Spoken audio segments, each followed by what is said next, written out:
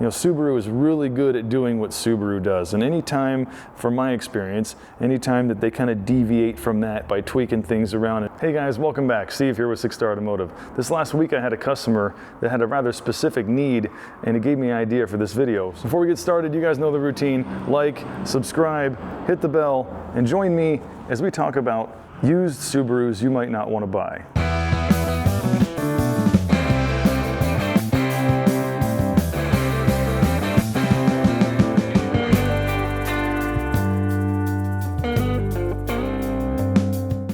Today I'm going to go over 6 Subarus you should probably avoid. So to preface this whole thing, up here in northern Idaho, Subarus that are older than 2010 are starting to become so rusty that there's concerns, specifically with the brake lines. Nothing we can't fix, but just something to kind of consider when you're looking at something that old. I'm not saying don't buy one. Up here though, it just might be a good idea to look a little further away, central Washington or Oregon kind of area, to get one that maybe has a better baseline of rust. Aside from the rust concerns, these are the 6 Subarus that I would avoid buying if you're looking for a used car. Number 1, the 14 Forester. From what we've seen over the years, the 14 Forester was rather problematic. It had problems with oil consumption. It had oil leaks because it was one of the first timing chain engines that they hadn't got the manufacturing exactly right with the silicone, and it would leak out of an area called the cam towers that was rather complicated to get to and fix. They also were one of the newer CVTs, so they seemed to have a lot more problems with the valve bodies, with the torque converters. They also had problems with their infotainment systems, which is no fun when that system controls so much in the vehicle. The second car on my list is the 2010 to 2014 Outback. So the 10 and 11s are kind of up in the air. The issue with those that I have is that they were kind of trying to work out the head gasket problems going to MLS, and they had changed some designs with the intake manifold that made things a lot harder to get to.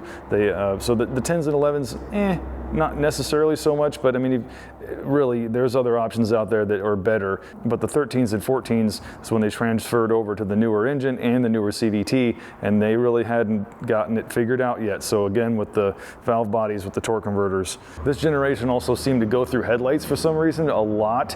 We've actually had to go to a factory bulb to get them to last any reasonable amount of time. They also tend to go through wheel bearings more than most Subarus. I mean, Subarus up here in northern Idaho tend to whip through wheel bearings pretty good anyway.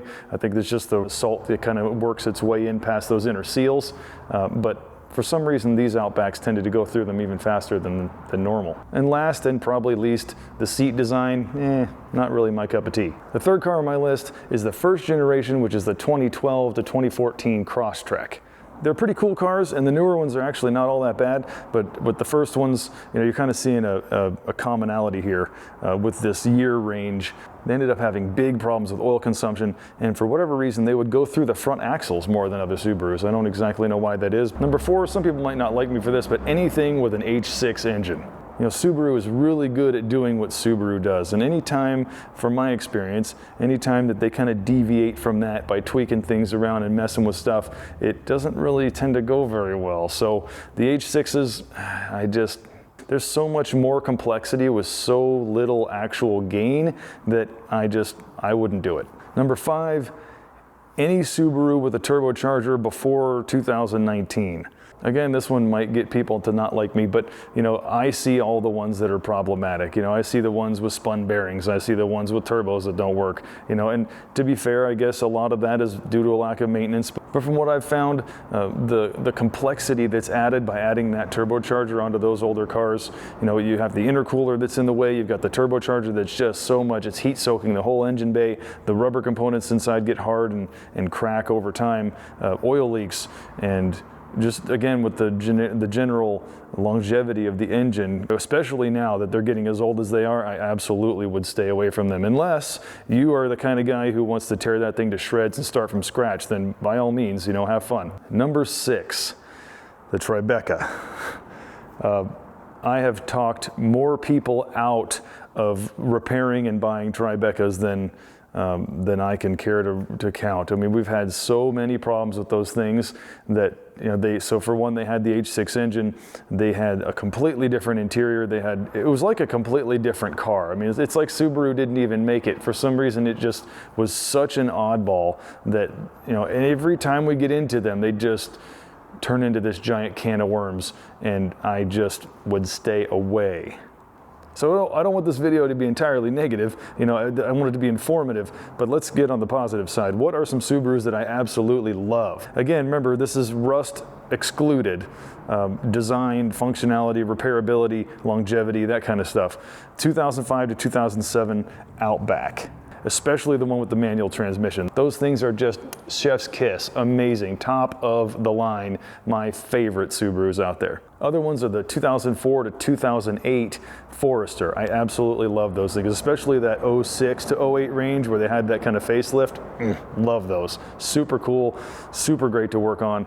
I mean, again, these are kind of in that head gasket era range, so you got to deal with that. But I mean, the way that they feel, the way that they shift, the way that they drive, you don't have any of that newer traction control stuff. You know, they were right there. They were just in that sweet spot. I love those cars. And the last, and absolutely, certainly not least, and why I'm standing right here this whole time, is my 15 Outback. This is my shell car. Used to be my wife's car. I have had fewer problems with this car than every other Subaru I've ever owned.